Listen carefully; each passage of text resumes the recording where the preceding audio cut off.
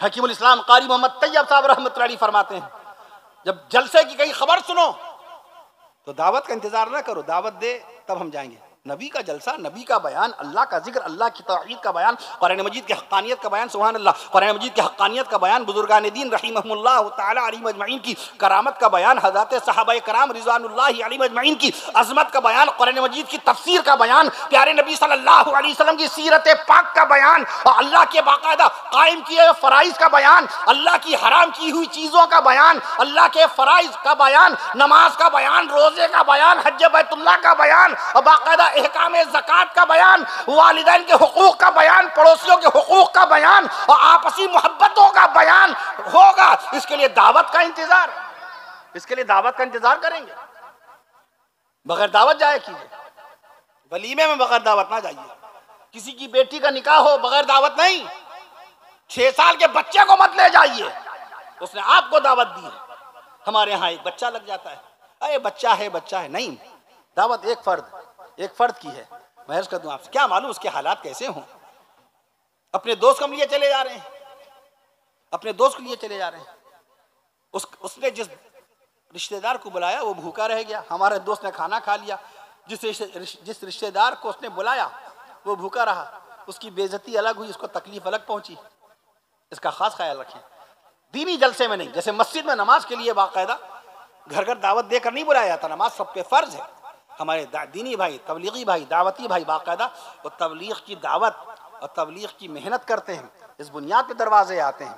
मैं अर्ज़ कर दूं आपसे, अगर दावत ना पहुंचे, तबलीगी जमात दरवाजे पे ना आए, तो क्या नमाज फर्ज नहीं है हम पर? नमाज तो हर हाल में फर्ज है।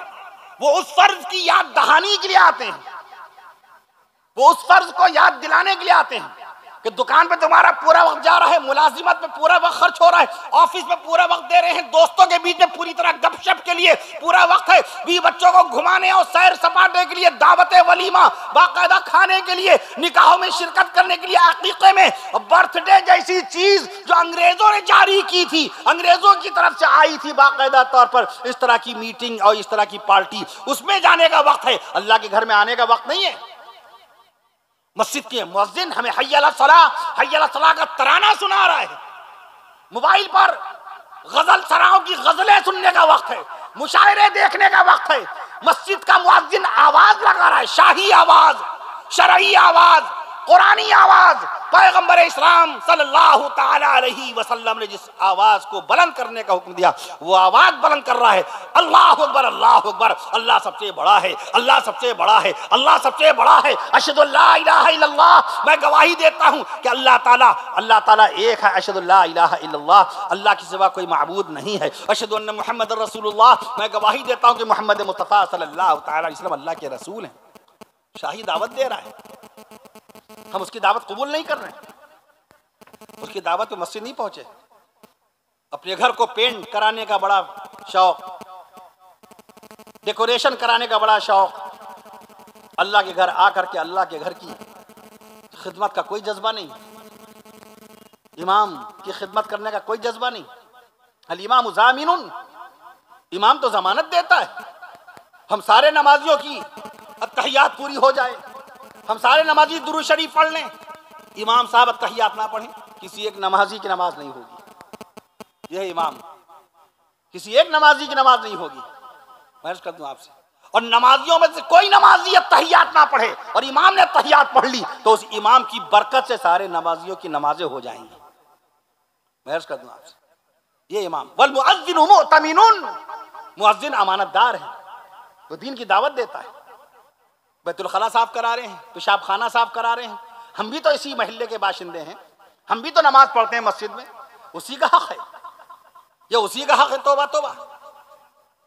मैदान महशर में हजरत बिलाल हबशी रजी अल्लाह ताला अन्हु सबसे नुमाया नजर आएंगे।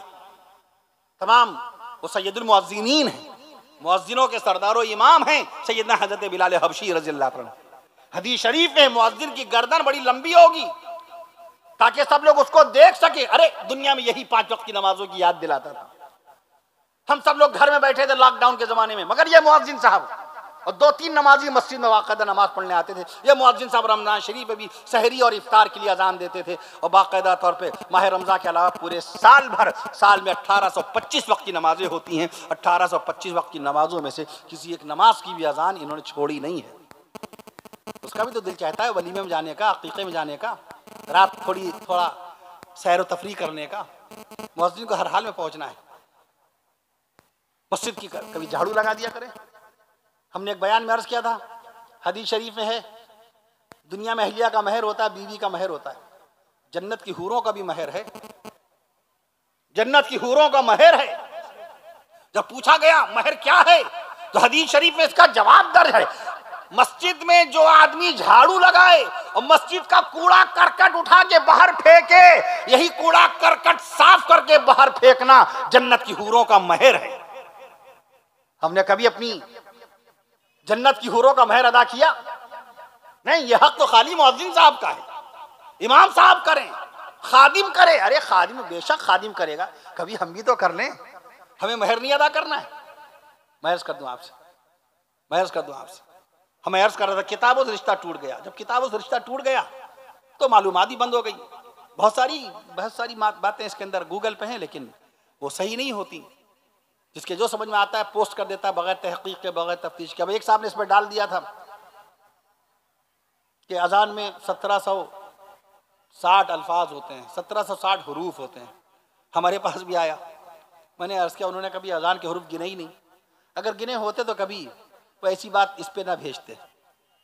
अभी जो आदमी इसको देखता है आगे बढ़ा देता है। बगैर तहकीक के फॉरवर्ड करना जायज़ नहीं है। कोई बात आई, कोई न्यूज़ आई, आगे बढ़ा दी।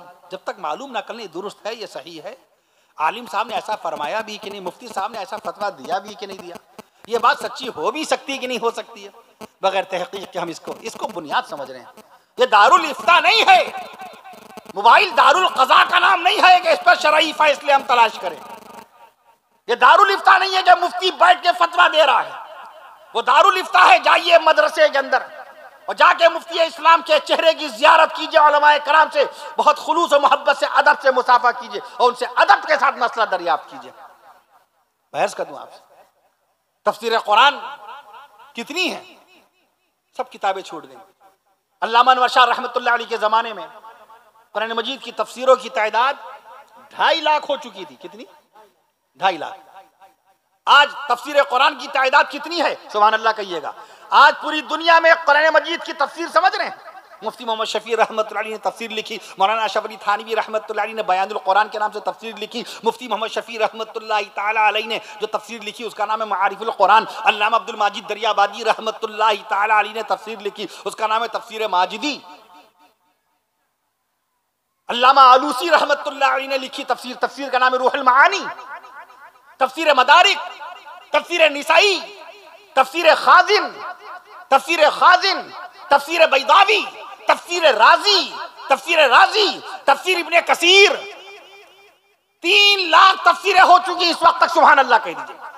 अल्लाह का कुरान बेमिसाल, कुरान की जुबान बेमिसाल, कुरान की आयत बेमिसाल और कुरान की तफसीरें बेमिसाल है। फतवे की कितनी किताबें? सब रिश्ता ही टूट गया।